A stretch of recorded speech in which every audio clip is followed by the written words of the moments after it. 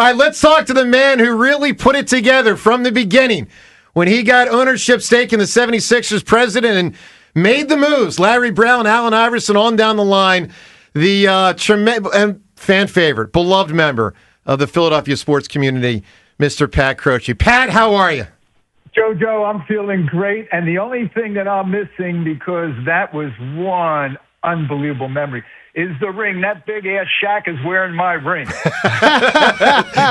That's exactly right. Well, Pat, I know you have Jason in the studio there. Hi, Jason and Ruben. Jason, you got that rock. That's one thing from my 25 years with the pros, the Flyers and Sixers. My fingers are still naked.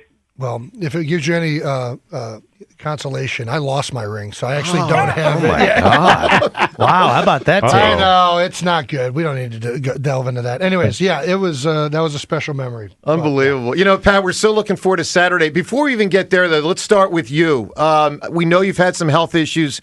You know we love you. We care about you. We want the best for you. How are you doing? I'm feeling great, Joe. John, listen, I'm really feeling great. I trained early this morning outside. Wow. Outside? Yeah. You went outside? What did you do outside? It was -1. I had a good 5-mile walk because I'm training.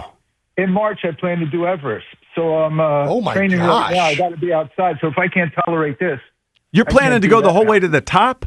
No, not to the top. I like my fingers, nose. Yeah. So how far up do you go? I plan to go, and this is a little more than normal. The Everest Base Camp is at 17.3. I want to hit there and then spend an extra day, and then there's a 1,000-foot steep incline where you have to go, and it's the highest, closest summit at Kalapatar, where you are the closest to Everest's peak. So I'll go early in the morning or late at night, whatever it is, with my Sherpa and with a headgear, because it'll be pitch black, and I want to see the sun rise over this world. That's awesome. Oh, man. That's so cool. So cool, man. Dude. Pat, so 01, I believe it began in the 90s. I believe it began when you got control of the organization. You know, we talk about all these teams, and sometimes they're hot, and sometimes they're cold. Can you tell us from your vantage point, and I know you're going to give credit to others as well because it wasn't just you, but how did you and your group, how did you guys do it? How did you turn around an organization that had lost 7 straight years more games than the year before, which I believe set an NBA record, and made it such a special part of what became the 01 Sixers? How'd you do it? Joe, if you remember, I know Rhea does, that first year was with mistakes. I hired the wrong GM who hired the wrong coach, and mea culpa. It was my fault. I apologize to everyone, and I was not going to do it again. I need it. Yes, I was lucky enough to win the lottery. So with that number 1 pick, we picked Bubba Chuck, our Allen Iverson, who became such a lightning bolt for this city as well as our team. And from there, I went, and I don't care what was going to happen. I needed someone. I went after Rick Pitino, Larry Brown, and that coach of the Chicago Bulls, who said, "Nah, Pat, if Michael stays, I'm staying another year." And so I said, he's off my list. And so when I called Larry Brown, he was just leaving Indiana. The day before, and I got him, and he was in the birthing room of his wife. Shelly was having a baby that day. I said, he's telling me this. I said, okay. Well, we'll talk later. And I got on the phone. I called Dave Croce. I said, send a truckload. Make it look like a mafia funeral home. Send as many flowers to that hospital as you can get them. And whatever it takes. And then he came, and we got Larry Brown. And between him and Allen and the city supporting us, regardless of the bumpy road. But each year, it was like Kaizen. That Japanese philosophy, continuous improvement each year, every step of the way, from that worst to first 5 years. Larry Brown picked the right people, and then he was the one that meshed them all together because he knows basketball. I don't know basketball. I know people. I know marketing. I know sales, but I don't know people. I don't know basketball people. It was Larry Brown who was the wizard. And yes, there was some friction every once in a while because Larry Brown and Allen Iverson, they came from hip-hop and doo-wop, and it didn't mesh all the time. However, It had to. They realized at one point, I think it was our fourth year, when they realized that they had the same goal in mind. And that with the Philadelphia never stopped. I mean, we went with an empty stadium, I think, 3,000 ticket season holders or something in the beginning, to a sold-out house, and it was the fans. I mean, it truly, they brought that energy, and we really did great at home. Well, for sure. For sure. How do you like the NBA Cup?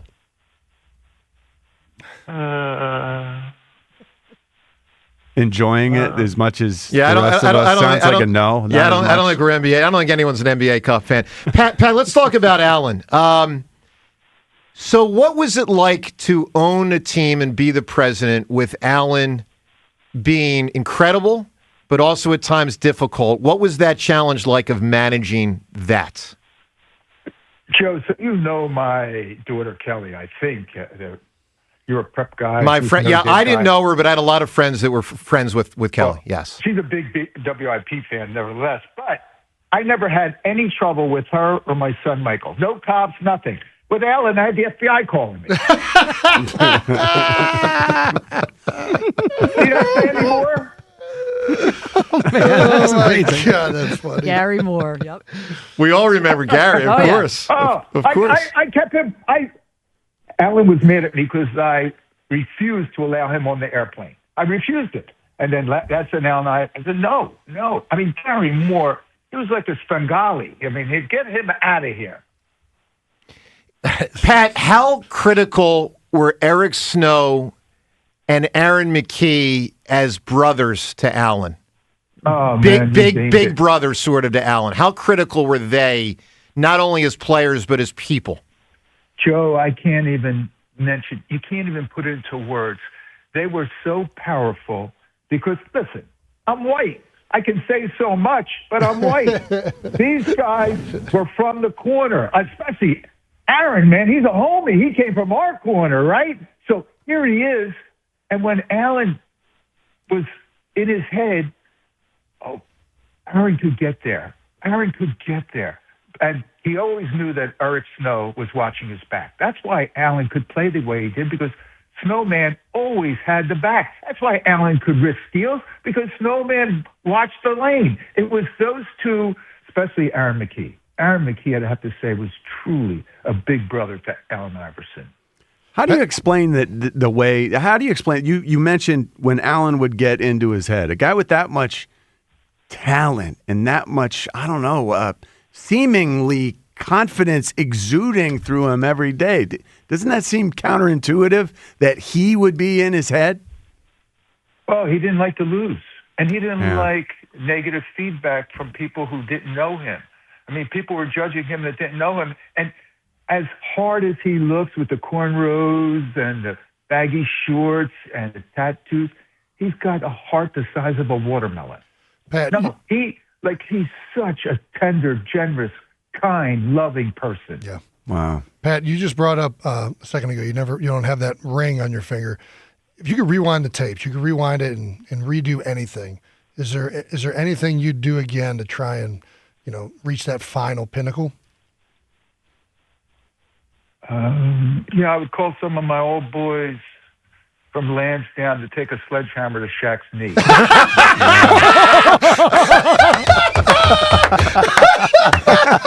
Oh, man. That was great. Tanya Harding it. I love it. That's right. Why? Pat, he was a monster in the 01 finals. I mean, DeCamara is doing everything he possibly can. He just was unstoppable. I mean, it was unbelievable. We didn't have Matt Geiger at the time because he was hurt. I mean, Shaq was playing out of his mind. After he lost that first game, he was just, as you said, a monster. Pat, would the trade for DeCamara have happened if Theo hadn't gotten hurt? Oh, I'm not a soothsayer, so I have no idea. Probably not, though. You guys were rolling 41-14. He gets hurt, and then obviously changed things. Pat, the reunion this weekend. So before it specifically, how often do you guys see each other? I'm guessing it's not often at all. How often? No, how often is it? Joe, I don't see anyone. But that aside, I saw Bubba at his statue unveiling. Oh, we got a picture of us, the surprise in our eyes and the love in our heart, to hug each other. That was the last time I saw him. So this Saturday will be first time in that how many years. Now, I don't really see anyone. Yeah, no, I get it. So, Pat, what will it be like for you to see? And the whole squad's not going to be there, but most. You're going to be there. Billy's going to be there. Alan, Eric, Aaron, on down the line. What will it be like for you to be with your guys again? Joe and John and crew, I don't delve into the past much. I love the present moment. However, I do look into the past and reflect on the past for learning experiences as well as joyful memories. That way I'm never upset. Now, this joyful memory is so powerful, it's seared, a scar on my brain that just is a giant smile. So to see them, to see the fans, to see the jubilation, to just hug each and every one of them is almost, no, it's like a dream come true, a dream reenacted all over again. Pat, it's going to be an amazing standing ovation. It's real. I'm serious. It's going to be something because, you know, we've had some special teams, and Jason was part of the 2017 Eagles, and of course last year we had a squad that won the Super Bowl, and sometimes when we have one of these type of years, they break through and win it all, and sometimes like your squad or the 93 Phils or the 87 Flyers, it's you know, in the end, it's a loss in the championship round. But I'll say this to you, Pat. I've always attached the word pride to it. For me as a fan, more than anything, what I felt was pride. I felt proud that you and your squad did what you did and represented the city of Philadelphia. And I will always be thankful to you and your group that you brought us so much joy.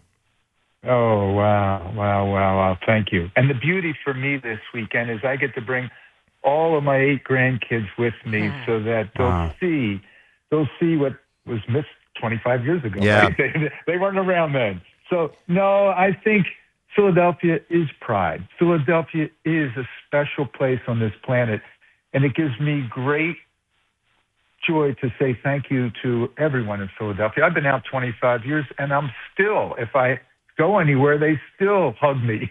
They still say hello. So it's special to be a Philadelphian, born and bred in Philly, and to be a Philly sports fan. I mean, you got Jason and Ruben right there, 2 of our sports heroes. And, you know, we love people who do their very best, regardless of what the outcome is. We know as Philly fans that when you do your best, God takes care of the rest. That's right. And that's why Jon Ritchie is a talk show host here on WIP, because if he had dogged it, he wouldn't be. I'm serious. Everyone knows when John only played 2 years for the Eagles, but everyone knows he busted his ass out there. Yeah. And that's why he was a respected Eagle. No question. Congratulations, John. Thank you, Pat. Hey, Pat, stay well. Thank you so much. Enjoy it. I look forward to seeing you and the guys on Saturday, and our very best to you always, Pat. Thank you so much. Peace, brothers, and a big hug to you, Rhea. All right, Pat, you take care. I love you. I love you too. All right, Pat. All right, there he is.